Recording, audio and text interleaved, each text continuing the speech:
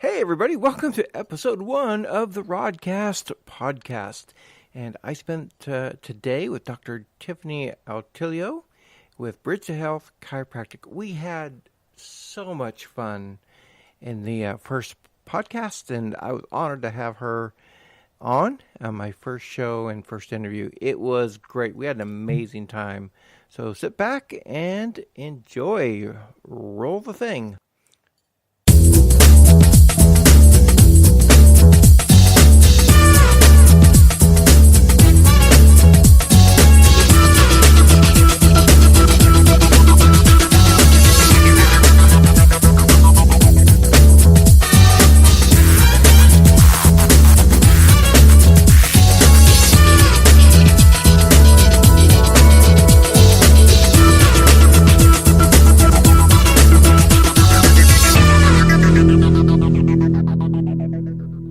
So welcome. This is the first podcast, and I'm very, very excited to be here. So thank you for being on the podcast. And I'm here with Dr. Tiffany. Say your last name for me again. Altilio. Altilio. Yes. I practiced all night. Well, not all night. I practice too. Yeah. I do. So we go by, but you go by Dr. Tiffany, right? Absolutely. I'm not going to have people saying Altilio. No. Dr. A. I like Dr. A, actually. That's like pretty powerful. That's almost like a WKRP in Cincinnati. You remember that? Yeah. Show? Oh, yeah. That was hilarious. They play it on like MeTV or something at night, and it's pretty good. Do you remember the episodes? Do you remember it? I remember there's a really pretty blonde. Yes. There's Lonnie a young Anderson. Yes. Yeah. And then there was this younger guy who was trying to get everyone to do stuff well. Oh, no. He was loose.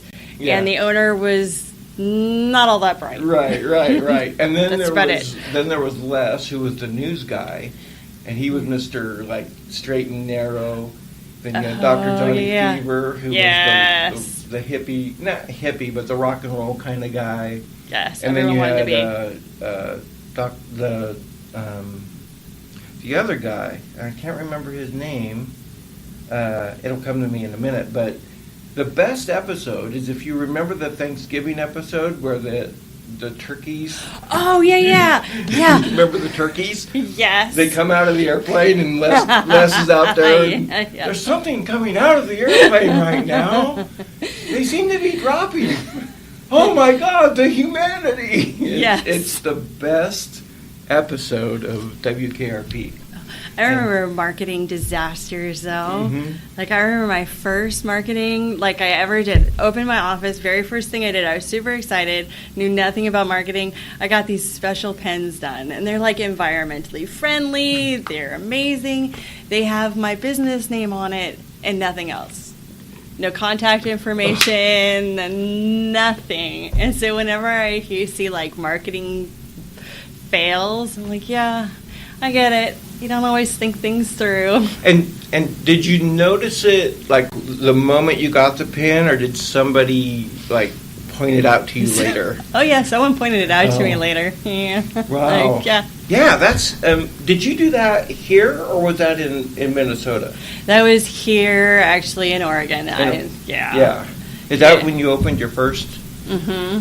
Yeah. I had a little bitty office, and I was nursing on the side, and so just opened Bridge to Health, had my logo. I was excited about my logo. Yeah. Had that put on the pen site, not a phone number, just Bridge to Health.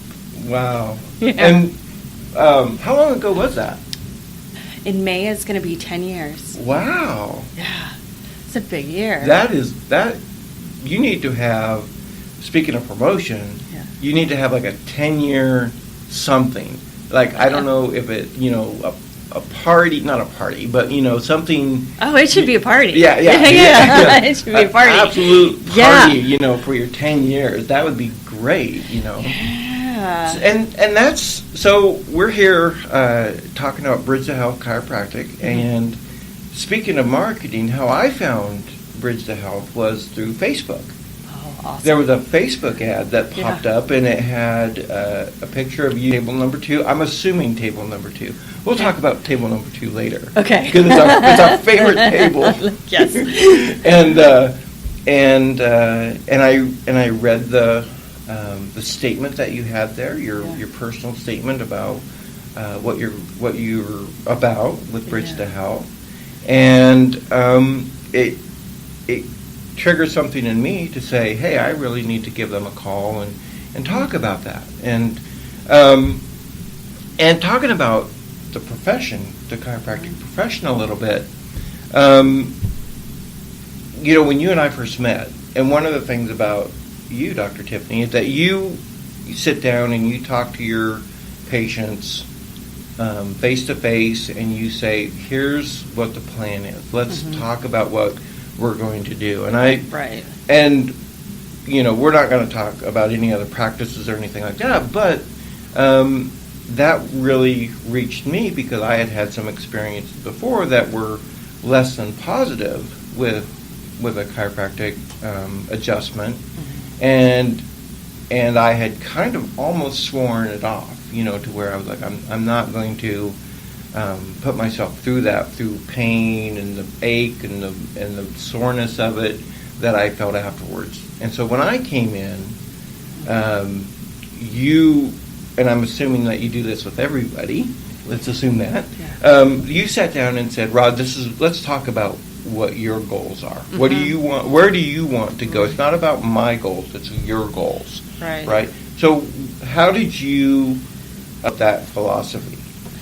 I love that you like that, your goals, because as a chiropractor, most chiropractors, we have the same goals. It's like we want your nervous system to be working great, and the things that matter to us aren't the things that have value to you. And so I started working with a different group of docs. We get together and we talk about how can we be the best chiropractors. And one of the things that came out is making sure that our goals are what the people who come in, what they're looking for. And so setting your goals and making them things that are objective, we can actually measure on re-exams to know that we're actually reaching your goals is change things for me. It makes it more about why you came in and what you want, instead of my having you come in and I'm doing my own agenda of what's in, because most of the time getting out of pain isn't what matters to people. It's being able to play with their kids. It's being able to do their hobbies. We don't always work and feel great to go to work again. We go to have our lives. And by setting up people's goals, we need to be aiming for. I think it's frustrating though when people come in to sit down and you're like, we need to go over, no, let's just get rid of this pain. I'm like, no, this really matters. So I love that you're saying that you valued that. Yes, very much so, because I didn't feel necessarily that and it wasn't anybody's fault. It was just an incident that happened in an adjustment that caused a lot of pain afterwards.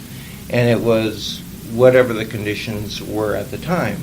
And my sister is a PA, and she believes a lot in mental and physical holistic healing, more of a natural kind of healing process. And I think a lot of people are codependent on different, I was on, and I told you at the beginning, I was taking Advil every day to help with the headaches and to help with the soreness kind of a thing. And my goal was to get away from that, the soreness and the pain and those kind of things. So, and that was you said, okay, we're going to make that a goal. But going back to Bridge to Health, is that your philosophy in your practice as well, as more of a natural holistic? I don't really understand the term holistic, so if I'm not using it, but is that what your goal, absolutely, what your foundation is? Absolutely. So the thing that really drew me to chiropractic, because I was a nurse working in a hospital when I looked around and I saw what was going on with pharmaceuticals, and also with just the interventions that we're using, I felt like we were creating a lot of Band-Aids.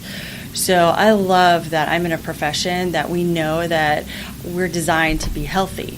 Our nervous system can get in there and start adjusting things when we're when we abuse it, our nervous system, if it's healthy, can figure out how to fix that. And so what my job is to make the nervous system work better, and that has to do with the way we eat, move, think, sleep, social, spiritual. There's so many parts to our health, and chiropractic acknowledges that. I love that. But it really hits my... I don't produce waste here. Like, there are no pharmaceuticals going in the water. I do use separate face paper for every person who comes in. Right. It wouldn't be right to share. Right. But like, we have amazing results, and our footprint on the earth is small.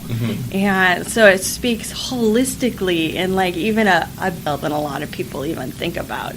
So like when people are bringing their cloth bags into the grocery store, like take that a couple steps out and look at it like even in your healthcare. Right. Like, sterile dressing, totally necessary in a hospital setting, but there's so many layers of plastic and paper and energy that goes into creating that I love that there's just I'm a part of sustainable healthcare. Right. You know? Okay. You know, and it there's a big movement now about vaccinations for children. You know, and we're going to go there. Well, briefly maybe, but it triggered that in my. Are you sure? Yeah, well, you want to go there, Rod? Maybe a little bit. But, you know, you and I grew up in the Midwest, right? So we have that kind of connection, and a relatively same time period. We're not going to talk about that at all. But we have that same kind of background where I grew up. Getting vaccinated, and I remember at 5 years old you had these, and you had the little card that said these were all the vaccinations that you had, right. And you had to present them at every school that you went to that you did. And now it's a big thing. And I know a person who her kids are not vaccinated at all. Right. Like she absolutely said, "I'm not doing it. Yeah. I don't know what's in it." Yep. And her kids are one's in their mid-teens and one is about to be a teenager. So and I've read a little bit about both. There's pros and cons to both, you know, because the polio vaccine, polio's pretty much been eradicated, but is it still necessary? Is smallpox vaccination still necessary? Is polio still necessary, or isn't it? I guess that's really the question that... the answer to it is it necessary? And what do you think? Is it necessary or is it not necessary? And the most important questions that we're going to be coming up with, that we're going to have to deal with in the next, this next generation, because I was just looking at stats this morning. I had no idea we were going to go here, but this morning I got up and I was looking at, because it is when you have your newborn baby there, you want to do the absolute best for it, and you learn that nothing is black and white, it's all gray. And you take the best that you can and you do make your best decision. When our parents were vaccinated, they got 6.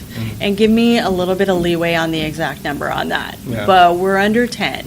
Right. When we were vaccinated, when you look at the 80s vaccination schedule, there's 20 shots. The kids now, it's in the 70s. Oh my gosh. It's in the 70s. That's a lot. And we should be allowed to ask the question, what is this doing and how they interact? Because I know that we can't study medications when you get 3, 4, and 5 together and how they interact, and that's a big question mark. And we have to do our risks and benefit assessments. We have to have the right to ask when things interact together, how do they play together, and not necessarily what are the short-term effects, but the long-term effects. Because yes, some children might not die, but what about our whole society as a group 20 years from now with what they need to put into the vaccines to actually make your nervous system respond quickly? Right.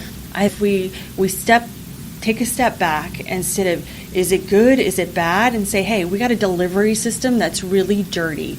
Is there a way we could clean this up and really look at each one of these and figure out which is absolutely necessary And when is the separation between the brain and the bloodstream, when is that barrier really secure and strong enough that children can